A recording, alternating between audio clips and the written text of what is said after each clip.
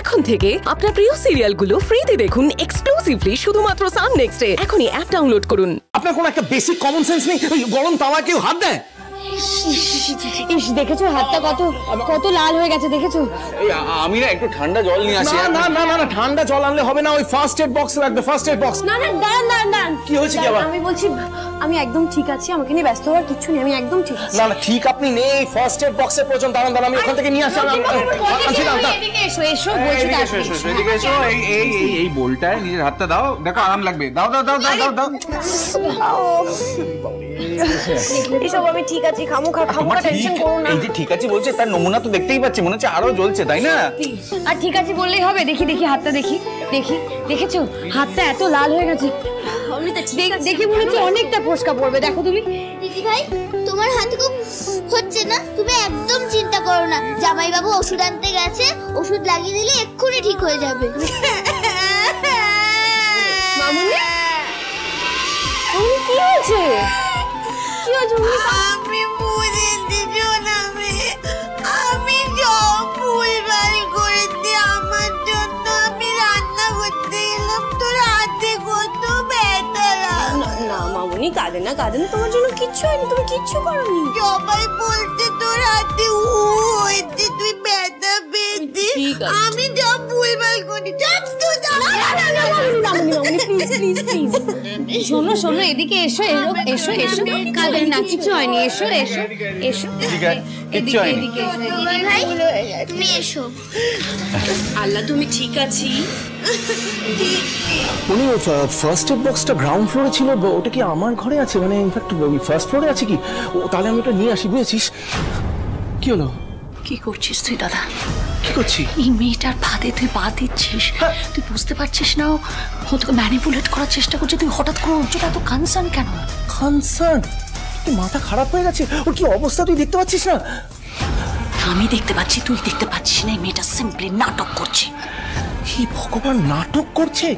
আমি চোখের সামনে দেখলাম গরম তাওয়ায় হাত দিয়ে দিল, হাতগুলো পুরো লাল হয়ে গেছে, half burned. Because she needs your attention. Oh my god, attention পাবে বলে এই কাজগুলো করছে। জানে, খুব ভালো মতো জানে তুই অদিতিকে নিয়ে কতটা কনসার্ন, কতটা ভালোবাসিস। দেখ, অদিতিকে কেন্দ্র করে এরকম হাত পড়ার মতো আরো কত নাটকও করবে আগামী দিনে। নাটক? হ্যাঁ, নাটক। আচ্ছা, তাহলে একটা কাজ কর মনি, তুই ওই সেম নাটক কর, বুঝছিস?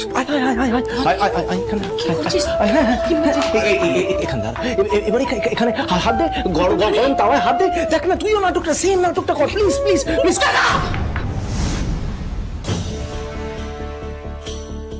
ভয় পেয়ে গেলি তো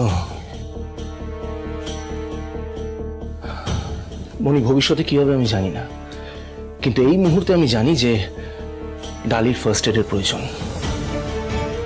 এই কাজটা তুই করলে খুশি হতাম, কিন্তু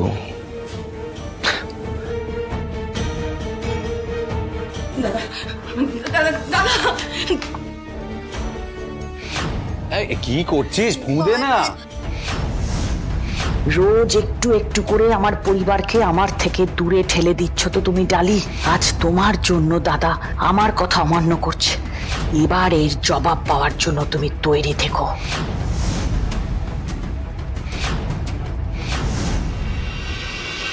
বড্ড মার মেরেছে মেয়েটাকে। আমার কোনো কথা কেন শোন, প্লিজ কাম। কোথায় ও?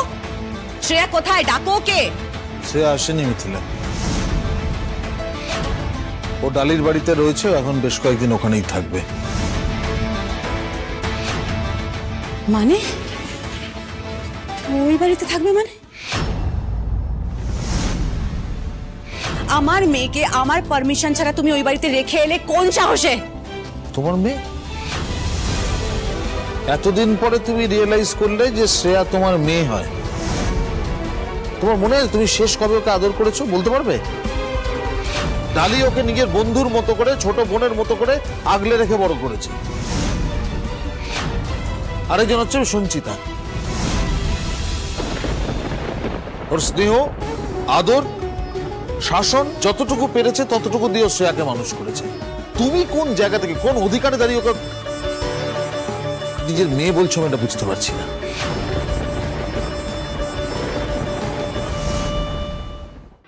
শোনো শেখর, একজন সন্তানের কাছে তার মা সব থেকে আগে। আর তাছাড়া আমার মেয়েকে শাসন করার অধিকার আমার আছে। আমি চাই না শেখর যে পরিবারের কারোর ওপর ওই অলক্ষণে ডালির কালো ছায়া পড়ুক। তাই তুমি প্লিজ আমার সামনে অন্তত আমাকে ছোট করে ডালিকে মহান করবে না। আচ্ছা মা, প্লিজ কাম ডাউন, শরীর খারাপ হয়ে যাবে, প্লিজ ঘরে যাও যাও। আর ভাবি তুমি ডালির হয়ে মাকে বলছো? তুমি কোথায় শ্রেয়াকে শাসন করবে, সেখানে তুমি মা। একদম চুপ করবে তুমি, জাস্ট শাট আপ। আজকে তোমার মুখ থেকে একটা কথাও শুনবো না আমি। একটা দিনের জন্য নিজের বোন বলে ভেবেছো শ্রেয়াকে? নিজেকে দিদি মনে করার মতো কোনো কাজ করেছো তুমি ওর জীবনে?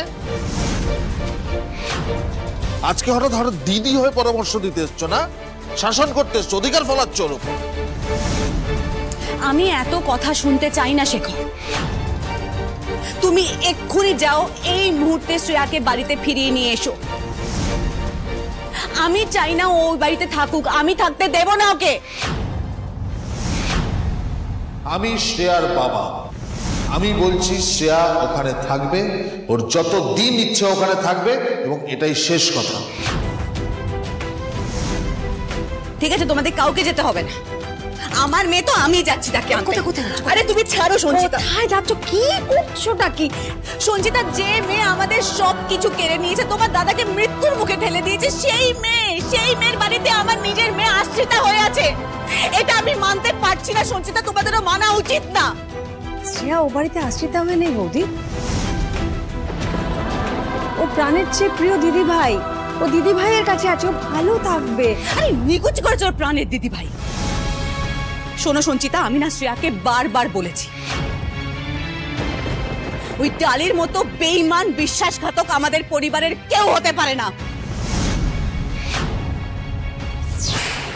মা মা এভাবে শরীর খারাপ করবে, এসো তো, বসো বসো এখানে। আমি বসবো না ঝুম, আমি চুপ করবো না। আমি এতদিন ধরে চুপ করে আছি, চুপ করে থেকে থেকে আজকে এই অবস্থা হয়েছে। মা, আজকে উত্তর দিতে হবে, আজকে তোমাকে আমার সব প্রশ্নের উত্তর দিতে হবে।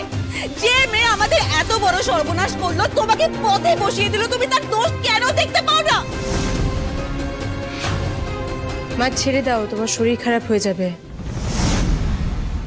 আর তার থেকে বড় কথা, শ্রেয়া তো ছোট, একটা ভুল করে ফেলেছে, ছেড়ে দাও।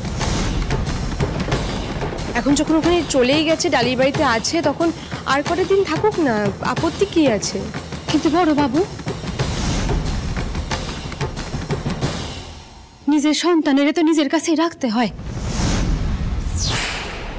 যে পরিবারের মাইয়া এত বড় ক্ষতি করছে, হ্যার কাছে নিজের সন্তানদের পাঠাইলে